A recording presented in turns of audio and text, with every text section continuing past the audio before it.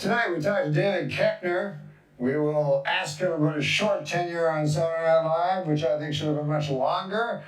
Why that happened, how that happened, I have no idea. So we'll find that out. And also, of course, we'll look at his post-SNL career, which has been very successful, including both anchor band movies, where he was Champ Kind. Remember that? Whammy. Whammy, that's what they said. Yeah. So anyway, before we start, and I want to get this over with quick so we can get right to David Koechner. Have you heard of trigger warnings? You ever heard that? Yeah, I've heard a little bit about it. It's in universities now. Yeah. I don't know where it started. But I think it started in blogs initially, but I think what it is. Why don't you explain to the folks what a trigger warning is?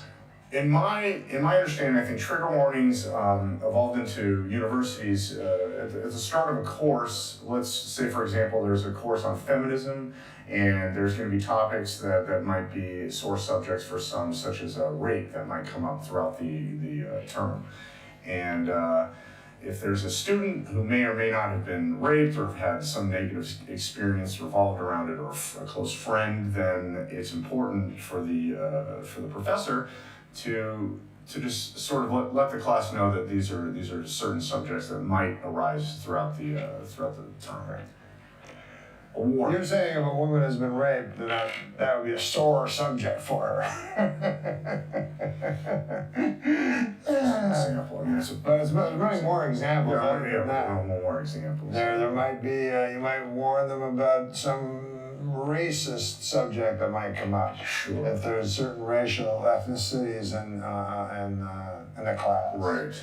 Or you might warn them about the violence. Let's say you're talking about the war or something, right. But a person's father lost a leg in the war. Anything like that. Yeah, rape would be a worse. Yeah. The trigger warning.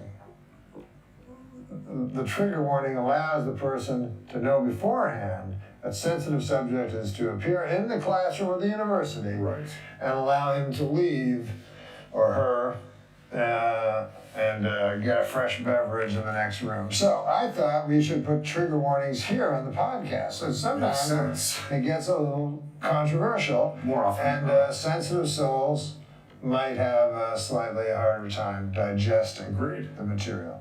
So, trigger warning. I may use old-timey slang from time to time, and it may make you feel disoriented, as if you were no longer in the cool hip-hop era. Just warning. See how this works? Mm-hmm. Trigger warning. There may be repeated and partisan references to the bestest and cutest little kitty in the whole world, Princess Kitty McMahon. So if you feel that in some way disparages your kitty, then you shouldn't watch the podcast. That's a trigger warning. Do you understand how this works? Definitely, of course. Yes. Trigger warning. There may be physical violence, some of which you cannot handle. And it's going to be graphic, it's going to be bloody. But I do want to assure you, most of it is directed at Adam Egan and is richly deserved. Trigger warning. I may mention some street names in Toronto. Now, I'm not sure why that should bother you so much, but a lot of people have complained. I've noticed. Yeah. Trigger warning. I may not sufficiently buttress your self-esteem, and I regret that. But this isn't school. I don't have to do that. Fair enough. Trigger warning. I may use words like buttress, which some of you will be offended by because you don't understand the word. It doesn't mean the hole and the behind of your ass. Trigger warning.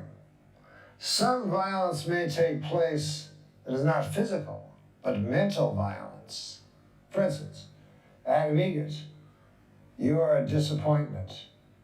A disappointment to your family, a disappointment to yourself, a disappointment to your God.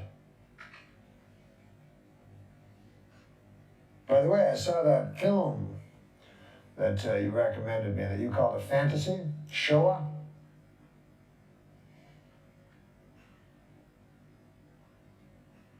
Horrifying.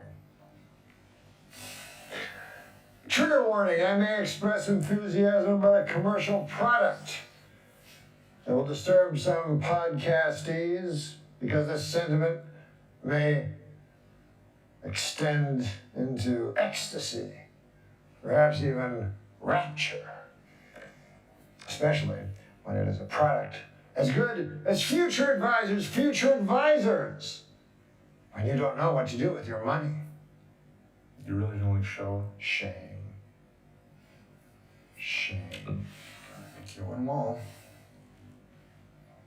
Fantasy indeed. Back with David Keckner momentarily.